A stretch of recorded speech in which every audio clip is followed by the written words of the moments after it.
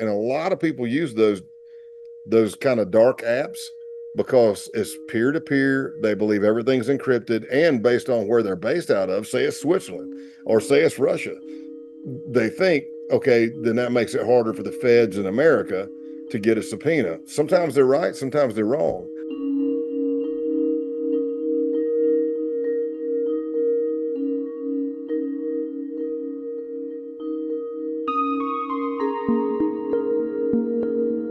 Hello, everyone. I'm Nora Weldon, the Northeastern Co-op at Forum Network. Thank you so much for joining us in this conversation regarding the state of extremism in Massachusetts. Across the United States and around the world, as we continue to see threats from local organizations like the violent gang The Outlaws, Charleston's Unite the Right rally in 2017, and the internet's evolving recruitment strategies. It's more important than ever to understand the dimensions of this issue and what we can do to address it. We'll hear from experts today who will help us unpack this complex issue and give us guidance on proactive solutions. Our panelists are Scott Payne, the author of Pale Horse Undercover and former FBI agent, Heidi Beirich, who has decades of experience tracking extremism groups at the Southern Poverty Law Center and as co-founder of the Global Project Against Hate and Extremism, and senior at Boston College, Ellie Atkins, who has led research teams on global terrorism throughout her undergraduate career. Thank you to the three of you and to Phillip Martin, who is an investigative reporter here at GBH and has spent his career reporting on race and extremism conflicts in Massachusetts and is moderating this conversation. Take it away, Phillip. First of all, I want to welcome all you folks to this GBH Forum Network event. It comes at a time when the United States government under the DOJ, the Department of Justice, is de-emphasizing white extremism and nationalism in the country. It's become less of an issue. It's become less of a priority after being recognized as an existential threat for many years in the United States. And so this conversation with Scott and Heidi and Ellie is very important. And it's very important that you are here to join us. Scott, where are you again? What state are you in right now? I'm in East Tennessee. So I want to establish that because I want folks to know this is a not just a Massachusetts issue, it's a national issue. Heidi, you are in. I'm in Palm Springs, California. And Ellie? I'm right here in Boston. Okay, there you go.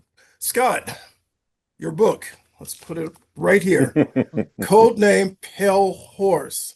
This is an extraordinary read. I've been checking it out. You've been the notion of infiltrating as an FBI agent some of the most extreme groups in the country, groups that we still have to worry about, including the KKK, including the group called the Base, an ultra-violent neo-Nazi organization, and of course, a motorcycle gang right here in Massachusetts, the Outlaws. When we think about motorcycle gangs, Scott, you often think about Hells Angels, Outlaws in California, Mongols in California. You don't usually think about Massachusetts. Talk about, if you will, your assignment, infiltrating the outlaw gang in Massachusetts, and why that's relevant to today's discussion. You were down in number of areas in Fall River, Taunton, Brockton. You take it away. Yeah. Well, thanks for having me, first of all. Bridgewater, all those places, man. There's a lot of places I hear like Canton and places like, oh, yeah, I remember going there. So the way it happened for me is the FBI Boston office built up a case, and they were working against a certain chapter, the Taunton chapter of the Outlaws, and then surrounding chapters as well, but mainly the Taunton chapter. And they got to the point to where they said, man, we'd like to do an undercover, maybe try to get an undercover inside the group, because it is a very intrusive technique. It is considered a sophisticated investigative technique, just like doing a wiretap. I went up and I guess auditioned kind of for the gig, and they picked me. And through different means and strategies that I came up with and the team kind of came up with, or we agreed upon, I was able to be successful and infiltrated the Taunton and kind of the Brockton chapter. But as time went on, once you're in there and around all these outlaws, then there could be like a Northeast regional meet, like the Lobster Fest at Brockton's clubhouse. It might be Sturgis World Run. We're all going there. So Daytona for a world run. And in Daytona, I mean, you're seeing outlaws from all over the world, Norway, wherever you say, I mean, Canada, whatever, Australia, they're from all over there. This is something you talk about in the book. The Outlaws, we should point out, are, as you stated, it's a gang, but it's not necessarily a white supremacist organization. Those are other things that you dealt with, even though they exclude people of color from the organization. And even though they're, you would call their, even though they're a violent organization. Let's transition from the work you did with the Outlaws, the infiltration of the Outlaws, to the infiltration of a group called the Base. And folks, just give you a little background. The Base is one of the most extreme right-wing groups in the United States. It grew out of the Unite the Right rally of 2017. The seeds were sown even before then. This is something, Heidi, you can talk about at length. The seeds were sown, but you had groups that were bent on accelerating. They're called accelerationists, accelerating a race war in the United States. Scott and then we'll turn to Heidi. Why do we have to worry about that still, even after their they were successfully infiltrated and their leader was forced to flee to Russia? Why do we have to worry about them now in 2025 in the age of, I guess we would say the age of Trump? So first you have to understand their ideology. An accelerationist is not going to be what you saw at Charlottesville. It's not going to be, and I'm sure we're going to talk about it here in a little bit, Patriot Front. You won't see them. They're not going to go out there and do picket signs and yelling on the street corner because they don't believe in that. They all Patriot follow. Front being another extremist group. Yes, and they and there was actually members of Patriot Front that were members of the Base. The Base and Adam Waffen. Adam Waffen was created by James Mason, who wrote the book Siege. And so when they say siege culture, that's what they're talking about. And an accelerationist, basically, this is their ideology. They don't believe that there's a political solution to save the white race. They believe that society is going to collapse either on its own or from man-made events, and they want to speed that up, hence accelerate it. But they do it through like guerrilla warfare tactics. They don't want to be seen. It's things like, you hear poisoning of a water system, taking down a power grid, derailing the train, anything to cause chaos. And that's what they're looking for. And in the meantime, they're training for it. So it's almost like white supremacy meets this accelerationist view meets kind of like doomsday prepper kind of militia.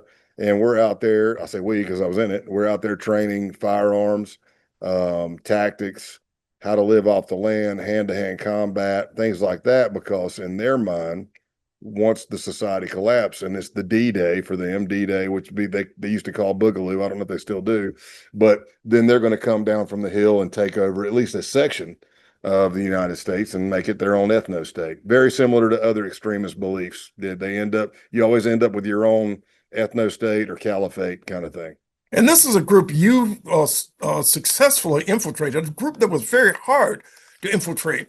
And Heidi, the question is, are they still a threat? The Scott and others had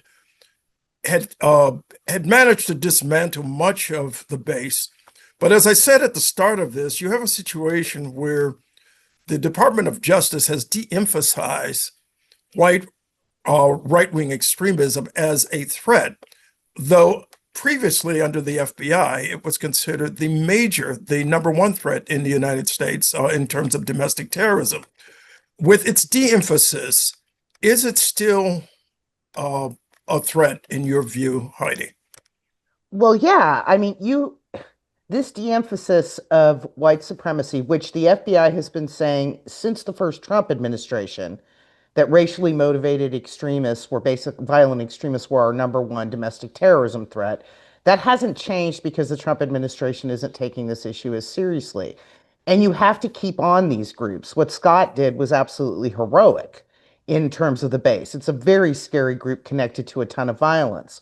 But just in the last few months, they are reportedly coming back to life.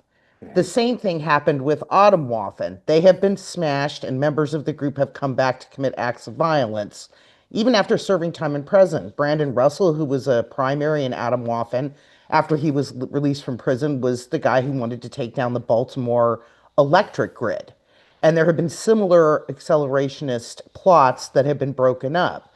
If you take your eye off the ball, you're going to be in a situation where something like this might actually get pulled off as opposed to stopped before it happens. And they're not going anywhere. I mean, people might morph from the base to another organization, but people with accelerationist views, which Scott described perfectly, are out there, and it's not just a few of them. There were also recent arrests of people connected to Telegram channels referred to sort of collectively as Terrorgram, which are also accelerationist training places where they were showing people how to, make ghost guns, build bombs, attack infrastructure. So you have to stay on this. And if the Trump administration abandons those efforts, then we're going to have a bigger problem than we have right now. And it has national security and public safety implications, obviously, especially for vulnerable communities. Ellie, let me ask you this.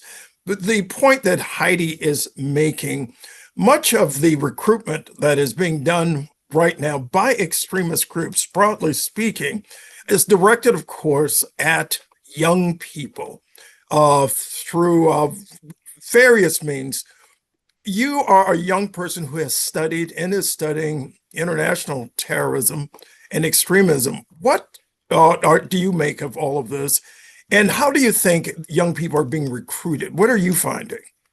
Yeah, well, first of all, thank you so much for having me on, Philip. I'm really excited to be here and to be talking. Um, First of all, to go to Heidi's point, especially about the platform Telegram, in the modern age, social media and the internet does a lot of the heavy lifting of recruitment for even international terrorist organizations. So, for example, Telegram has been used not only, as Heidi mentioned, with domestic terrorism, but also internationally by groups like ISIS. So ISIS appeals to alienated youth, mostly male, who are kind of in search of a sense of belonging and a true calling, a sense of a mission and a value for their lives. And ISIS typically uses the platform Telegram effectively and in a very sophisticated manner where they have specific groups dedicated to various steps in the recruitment process. So they might have one channel that's dedicated to inciting violence, one channel that's dealing with, theological questions of justifying violence, and then another entirely dedicated to how to make a bomb and how to incite a terrorist act. And so, yeah, social media and the internet in today's modern age is particularly targeting young people. I know I've seen with social media, you can kind of get sucked into this feedback loop of if look at one video and you like it and you share it with your friends, the social media algorithm is designed to kind of give you back similar videos. So it can be very easy for young people to be sucked into any sort of extremist group just based on those social media algorithms. One of the things that struck me when I was reading Scott's book, and folks, I'm just going to show this to you again, Codename Pale Horse, was that Scott, when you were meeting with members of the base, you were meeting with individuals you point out who were half your age. Members of the base, you were trying to pass yourself off as a tough bicyclist, motorcyclist who could take on who could basically endorse the base's views on race, so on and so forth. How did you pass yourself off, though, as a younger person, given, were they suspicious at all of you as, if you will, an older biker?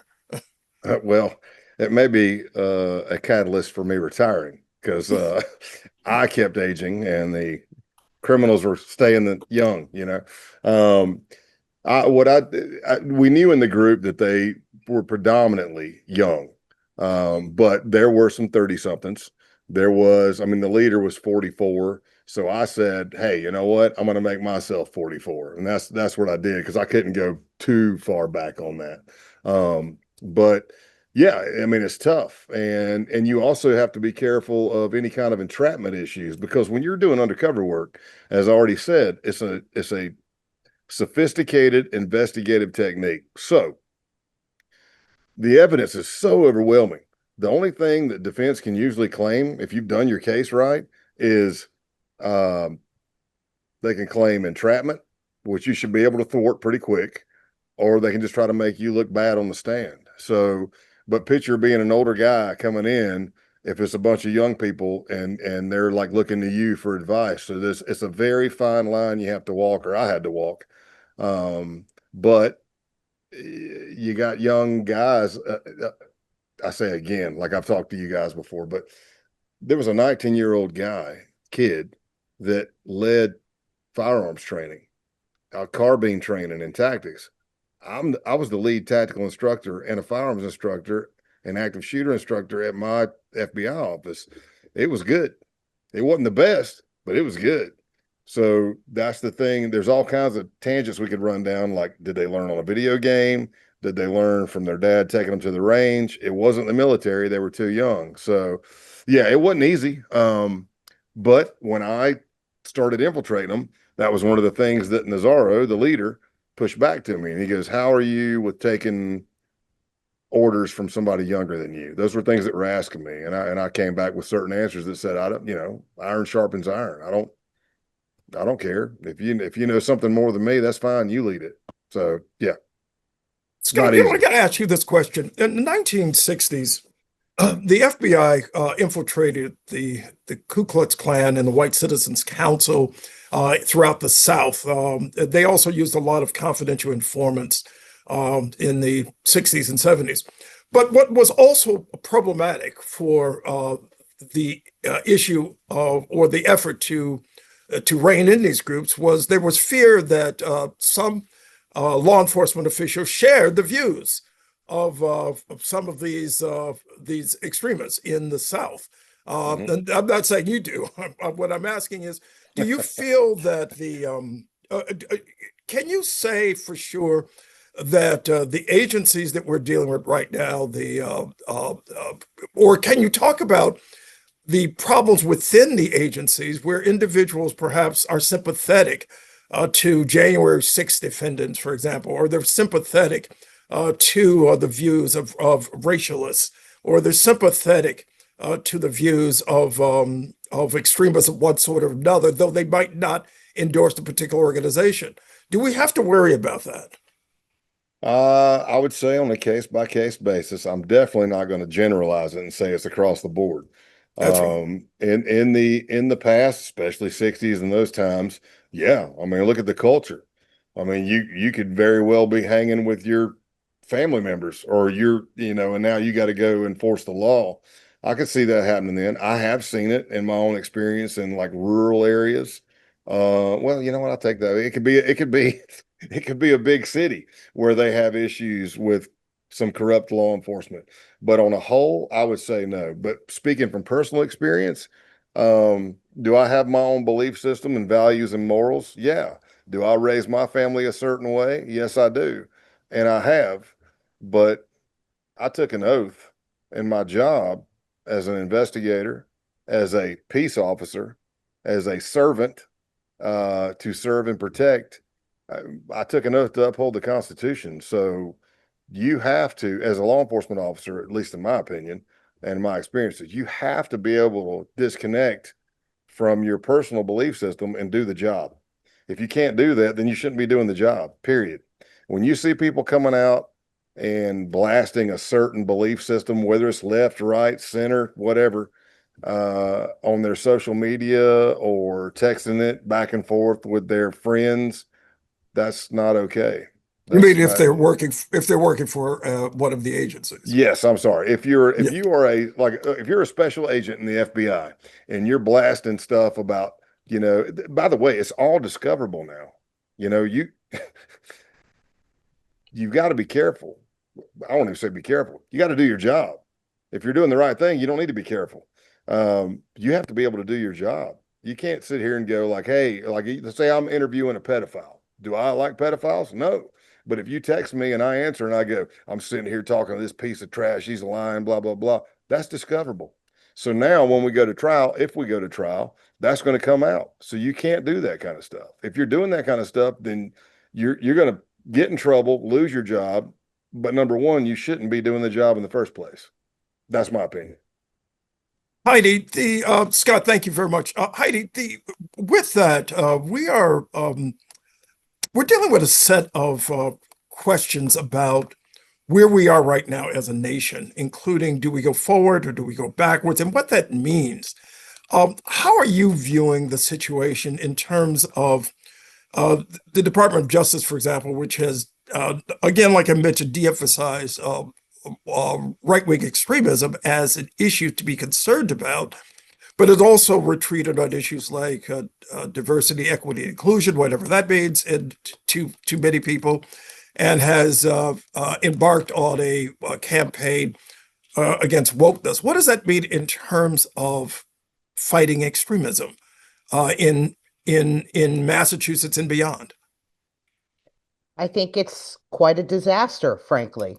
The list of things that have happened right now with this administration to shift the federal focus away from the kinds of extremism we're talking about here today is quite long. All of the money that had been put, for example, to prevention efforts by schools, by counselors, by police departments, and so on to stop young kids from going down the rabbit holes that Ellie was describing, that has essentially, that unit of the DHS has basically been ripped to pieces. And a person who has no experience in this work, whose last job literally was mowing lawns, is now in charge of that.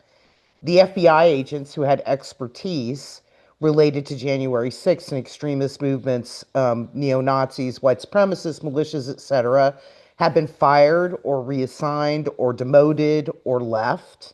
There's no indication that DHS is monitoring this kind of stuff any longer. I know some prominent officials in the FBI who were devoted to this kind of work are looking for jobs. So at this point in time, this whole of government effort to tackle white supremacy, and let's not forget why this all started. It was in the wake of the mass shooting at the synagogue in Pittsburgh, the Walmart in El Paso, and several other similar events, not just here in the US, but around the world. That effort, which actually began under the first Trump administration to tackle these issues, is essentially dismantled. And that means that these groups can run riot in ways that they wouldn't if the FBI was doing the job that I think they should be doing. And we are in a moment now where we have more white supremacists and neo-Nazis and accelerationists than we've ever had in this country, enabled by social media and a whole lot of other things. If you look at the data on the number of hate crimes, hate incidents, hate groups, it has done nothing but go up and up and up in recent years. I would say it's higher than it has ever been.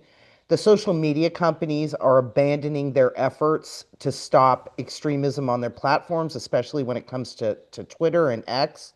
But then you have all these unregulated places like Telegram where it doesn't matter, where young kids are being recruited.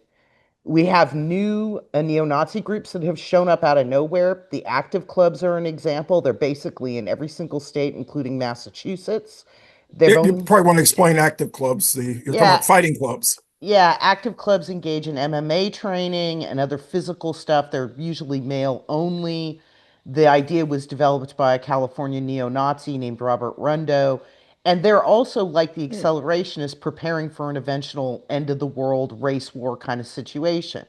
They've only been around for 3 years, and there's hundreds of them around the world, including in every state in the US. Even scarier, just this year they developed a new version called a quote unquote youth club, which recruits kids that are 12, young men that are 12 to 18. So this falls back into the fact that we've got really young people being sucked into these movements, and the federal government is abandoning its prevention efforts. So all of this, frankly, is a disaster. And I don't see how we don't end up in the same place that we were before the government started taking this seriously, about a decade ago. That's why it's so important that, Ellie, you're a part of this discussion. Your observation, things getting better, but how are you sensing things right now in terms of this description of the world we're living in and where we're heading at this moment in terms of confronting of extremism or not? I mean, I would just echo basically what Heidi just said and emphasizing that yeah, the federal government's move away from looking into these things is definitely not good for anyone, and especially like Heidi mentioned, the social media companies and platforms are, taking a step back from looking into regulating social media content that incites and kind of sucks people into extremism. And like Heidi was saying, younger and younger people, because of that lack of regulation, are being sucked in to extremist movements on all sides. And so, yeah, I would say that fact alone, I would say we're moving in not the best direction. One of the things about your book, Scott, is the various dimensions it takes. And there are even episodes, I know this is a very serious topic, but there are even parts of the book where you have to chuckle at some of the observations you've made and some of the contradictions. At one point, you were trying to infiltrate the KKK, had done so, in fact.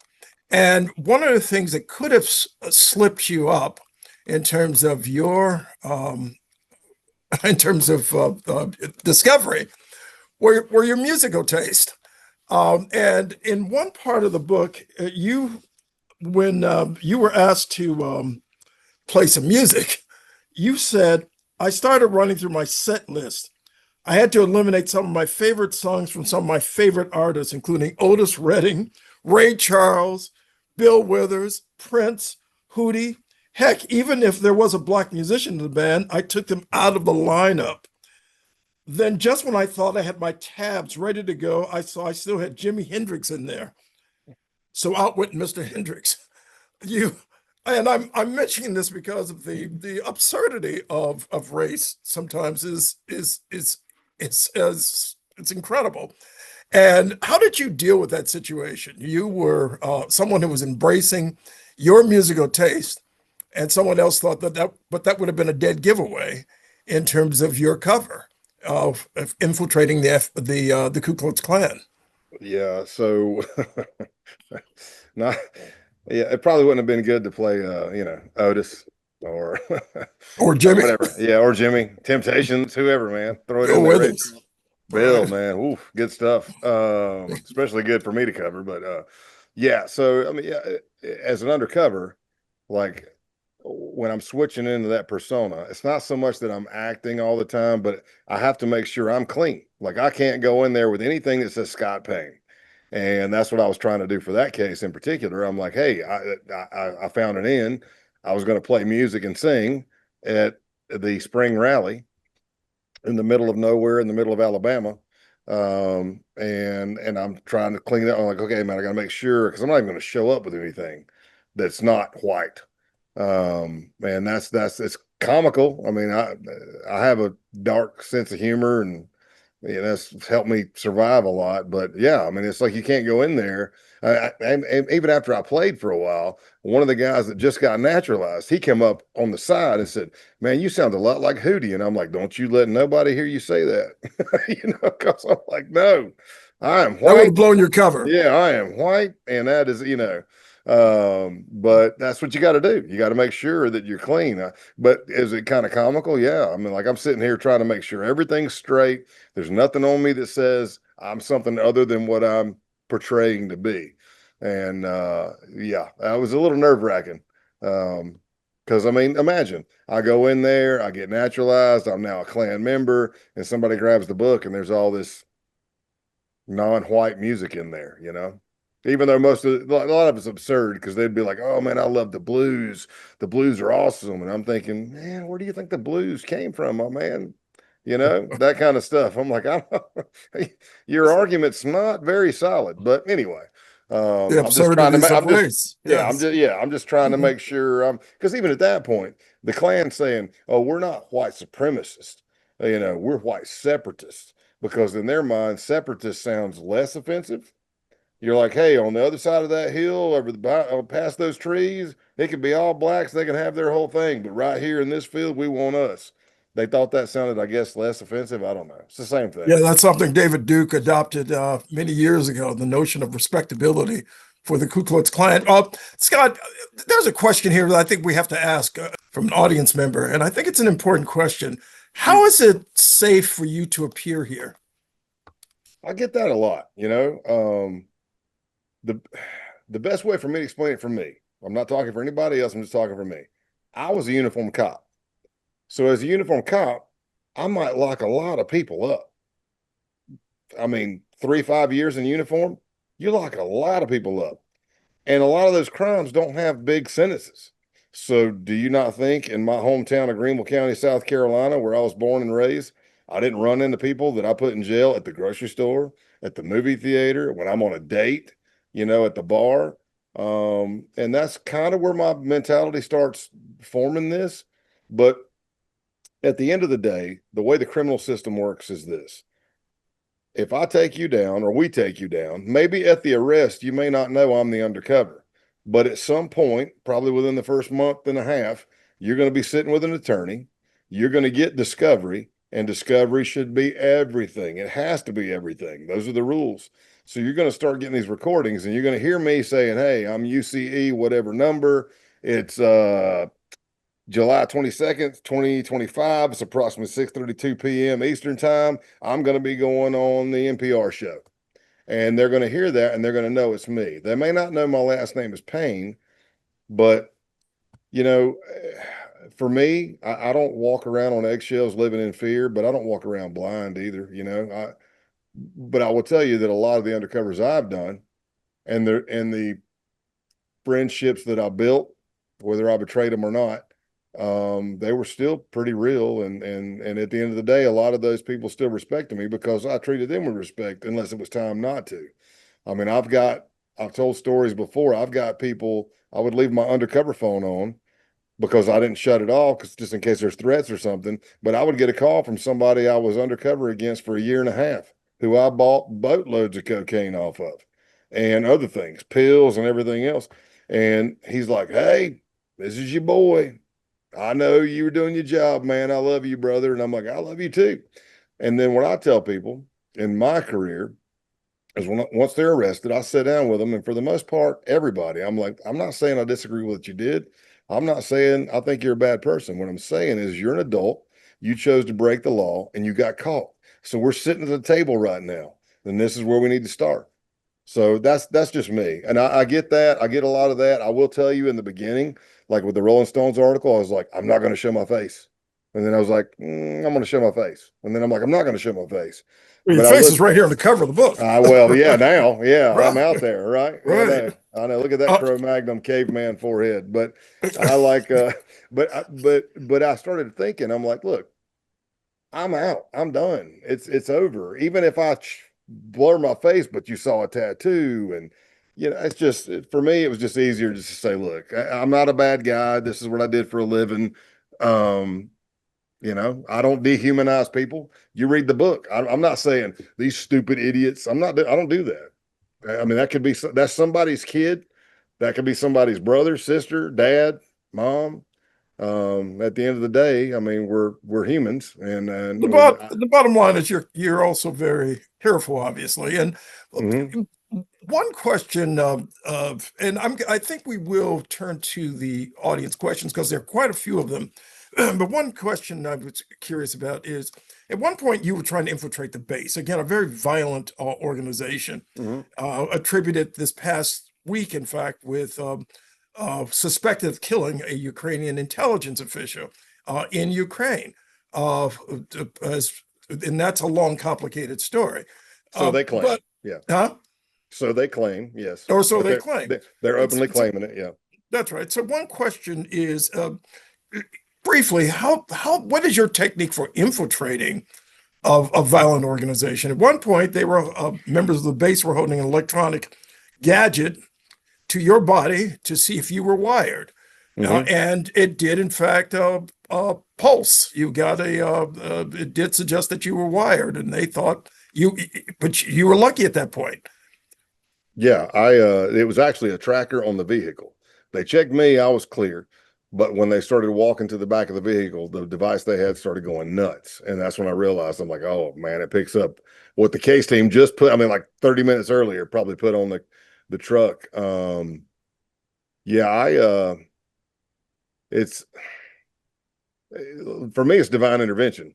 It's not, I won't say it was easy, but they are actively recruiting.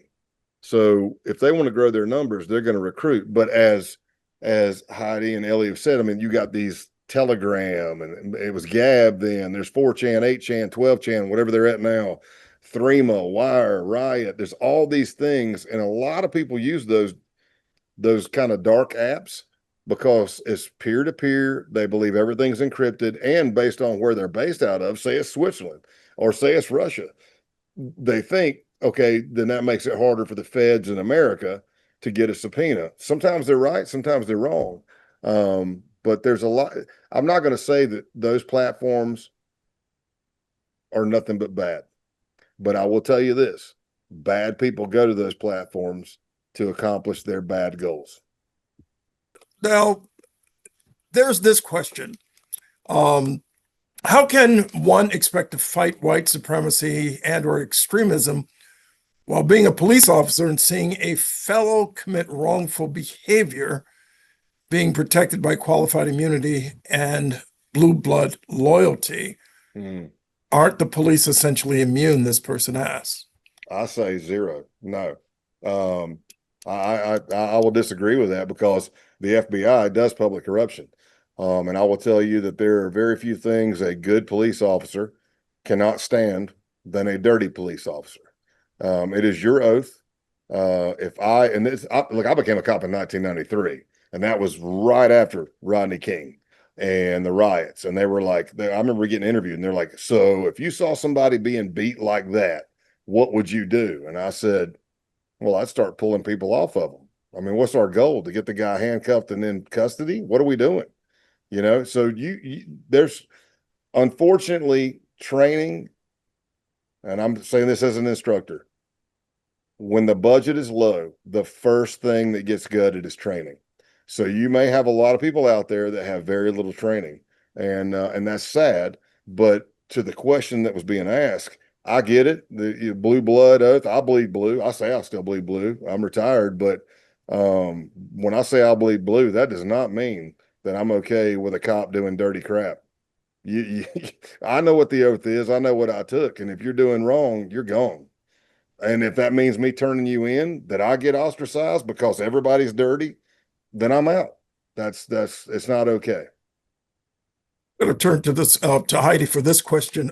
This is from Alexis.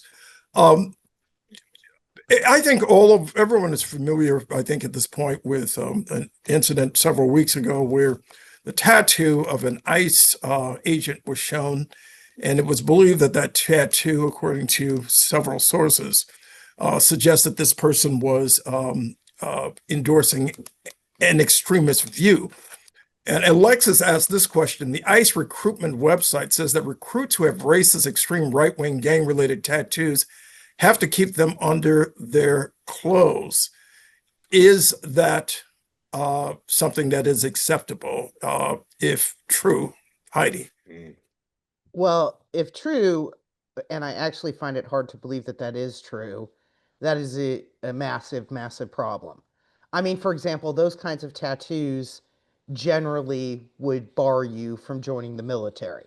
It didn't used to be the case about a decade ago, but the laws were changed around how they treated recruitment. I train police department folks on extremism among law enforcement officers. And it is rare, like Scott said, it's not that it's completely doesn't exist, but I can't think of one police department that I've worked with that wouldn't have absolutely barred somebody who had an extremist tattoo. And I know of a couple cases, like, for example, the Fresno PD that threw out someone who had a particular militia tattoo and got sued by that person. But the constitutional determinations by the Supreme Court around this issue were very clear. Police departments have a right to bar racists, white supremacists, etc. So if that's true, that is a huge reversal for DHS, and really somebody should be writing an article about that. Uh, thank you. There's several questions about keeping oneself safe.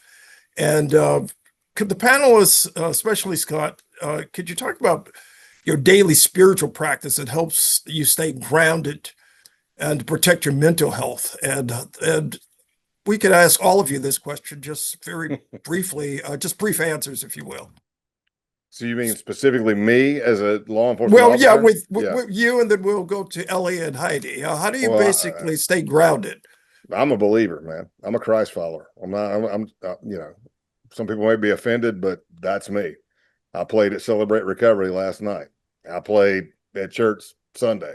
That's me, and that is what's been my saving grace the entire time. And it's also kept me from being like an idiot, dehumanizing people and stuff. But yeah, for me, that is what's done it. In my household, it's God first, family second, and I'm including the dogs in that. And everything else after that is like far behind. Because when you break it down, you're like, you know what? I'm goal oriented. I got to get this done. But if the family and everything else is going on, I'm like, I'll drop everything I'm doing. So that's me. Oh, how do you stay grounded? This is a good question. I'm just an undergraduate student, so this is not my career, and I don't spend as much time with it as say Scott or Heidi. So I wouldn't say it's as big of an issue, but I think that when you're looking at, I work with Professor Peter Krause, his political violence project, where we study insurgent movements and global terrorism. So pretty difficult topics, and so I think just making sure that you have time to kind of separate yourself from that, and do some like self-care activities. If that's religion for you, then that's great. But just finding time to kind of separate yourself from those difficult topics and things that you're researching. She is way ahead of her time. Right. I'm just telling you, you are on it, Ellie. Go ahead. Right. I mean, look, I agree with what Ellie said. I agree with what Scott was saying, particularly about family. You got to have these priorities, right? Um, for me, it's taking a break and getting just away from this stuff because it can be a bit overwhelming. Although I have to say, when you do this work, you end up getting kind of a sick fascination with this, where it's hard to like stop reading it, stop paying attention to it. Not that that's particularly healthy. So I think family, friends, maybe some trashy TV, things like that help. Oh yeah, Netflix. rom-coms, dude. Rom-coms. Rom-com. Rom-coms can cure everything. Now, there's still concern based on the questions here about what level of do Massachusetts communities, what levels let me put it this way, let me rephrase this. What do Massachusetts communities have to worry about the threats from the groups that we've talked about, those that got infiltrated, those that are still on the scene? Heidi, I'm going to go back to you for that. What's your thought about that? Yeah, I think Massachusetts, especially with what's happening at the federal government, Massachusetts does need to be concerned about this. These groups are active there. You already talked about the Patriot Front being out in the streets, and a very visible white supremacist group. But, there are also going to be accelerationists. There are going to be people who you don't know about. Most of the worst domestic terrorist attacks that we had were, done by lone actors, people who read and got sucked into white supremacy, and eventually decided to attack, a synagogue, a Walmart, etc. That can happen anywhere. It has. It's happened in El Paso, Poway, California, Pittsburgh. I could go on with a long list. All those threats exist for Massachusetts as well. And it's not just the Patriot Front that's active in the region. There's an active club there as well. So, I do hope that state and local law enforcement, and perhaps if you have a state bureau of investigation in Massachusetts, that they pay more attention to this to protect their populations as the feds do less of that, because they also have the capability of monitoring this kind of thing. Scott, you were talking about state actors earlier about the base. We were talking about the base, and again, the base is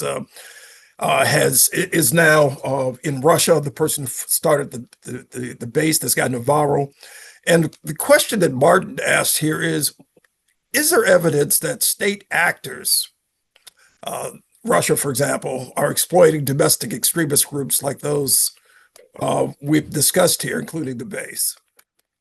Yes.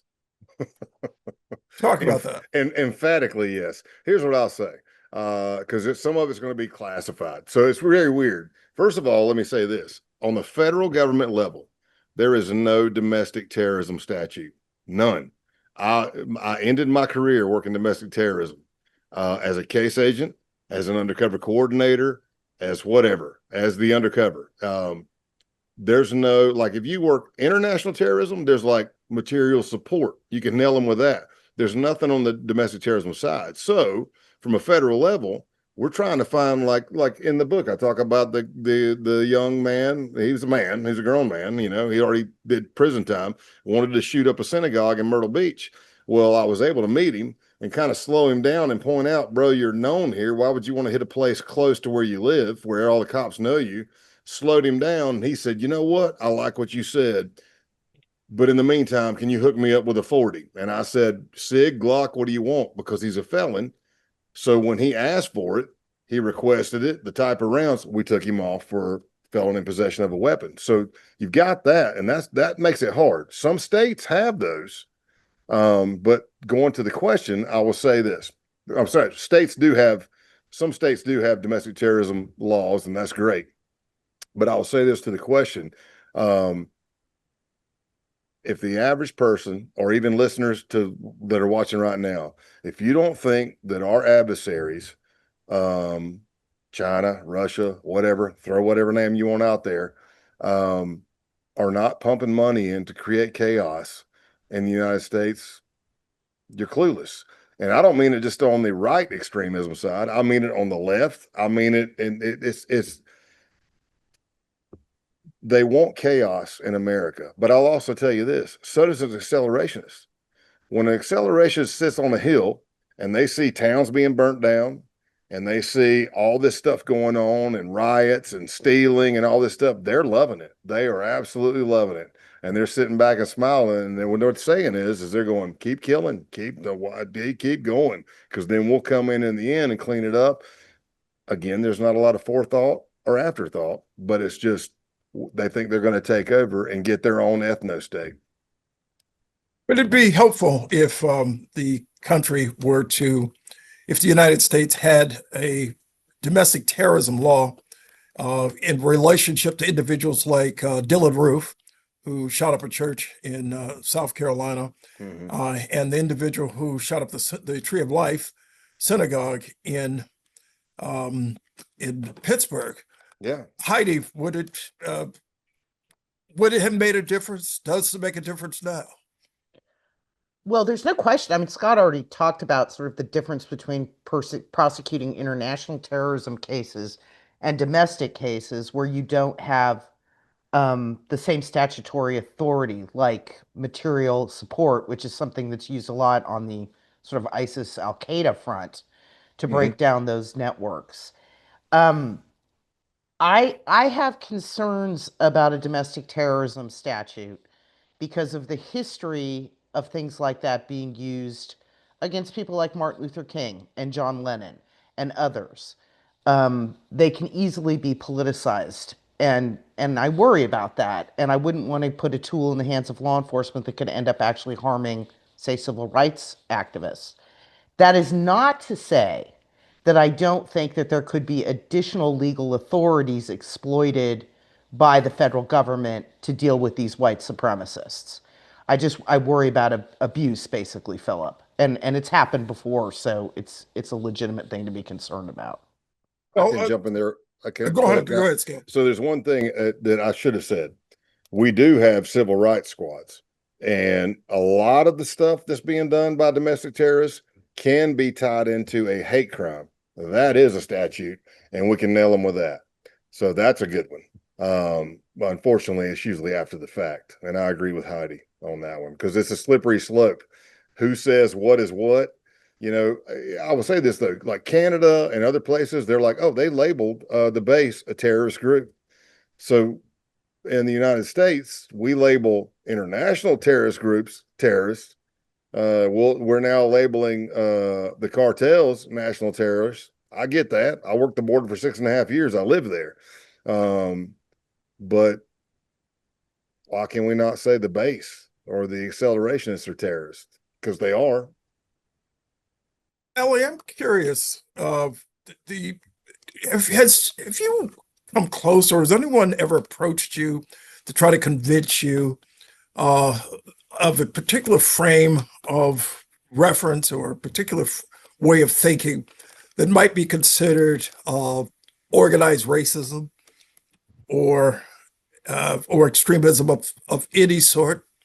I don't I haven't been approached before. I am from rural Georgia, though, and I do remember people telling stories in high school of people being approached by right-wing extremist groups. But I personally have never been approached, but I do think it is a problem in young people's lives, especially on social media. But I personally have never been approached.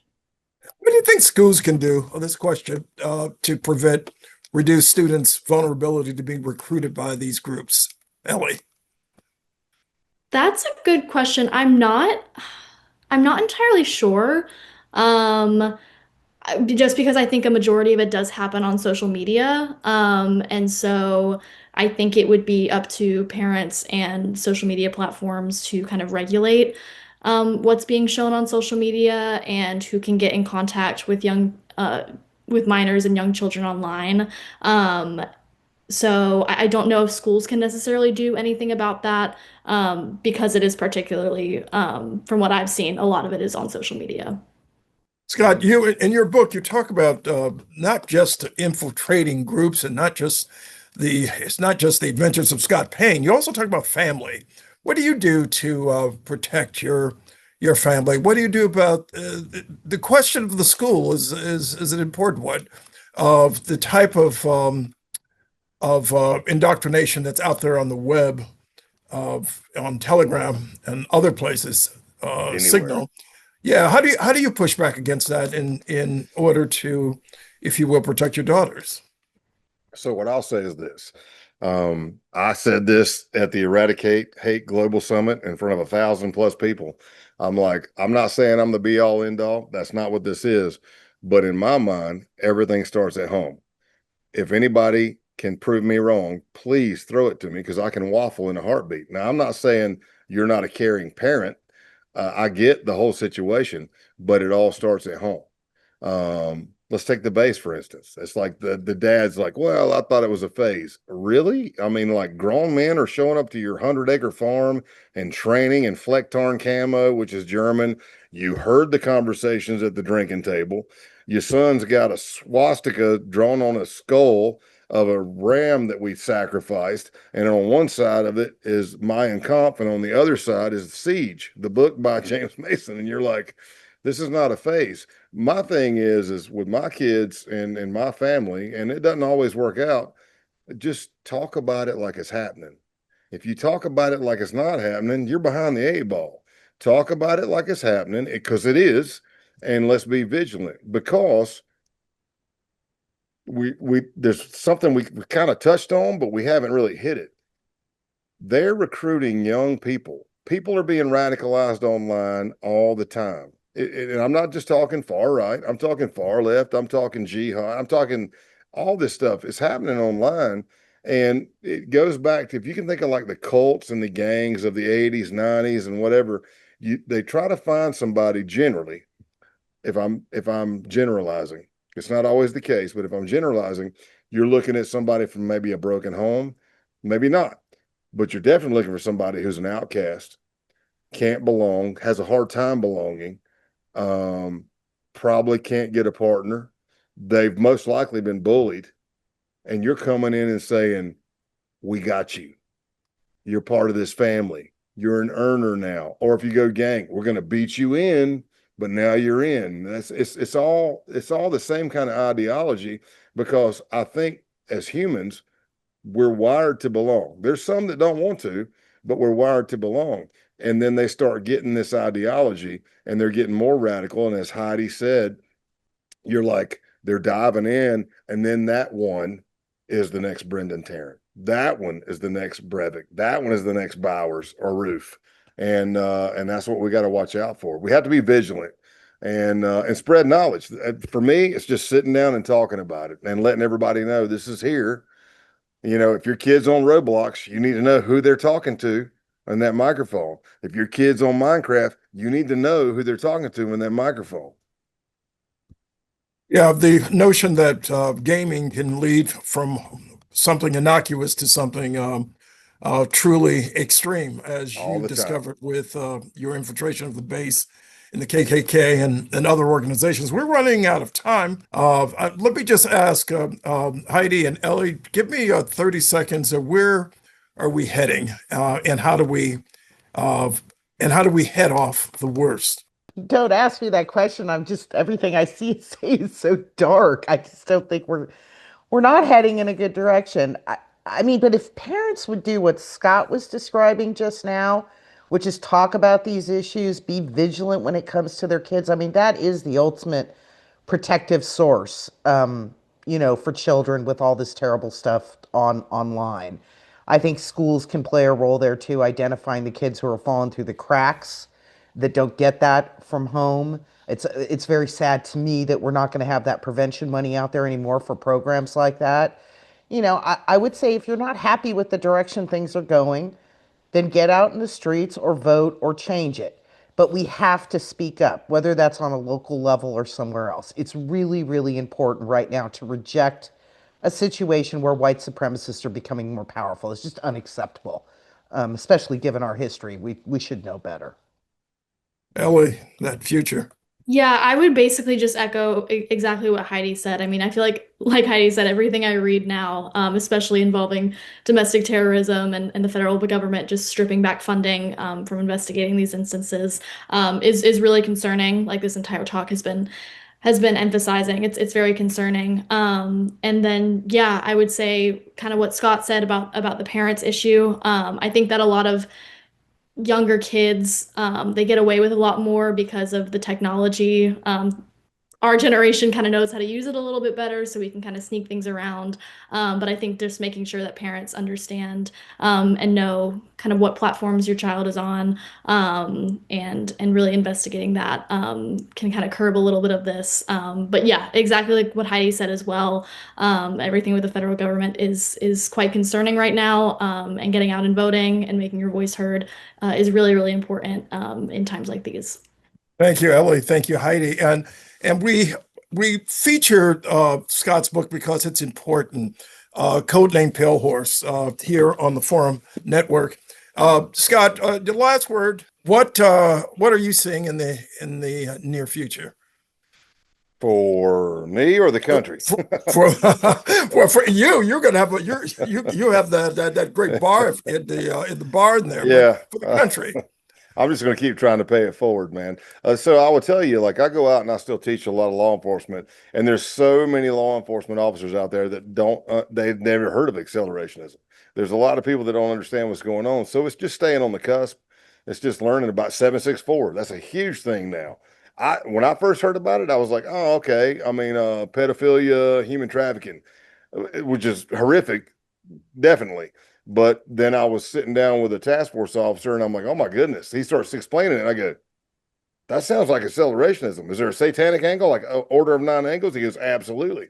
And then you start getting into it, and you go, oh my goodness, it's the same thing. It's the same thing.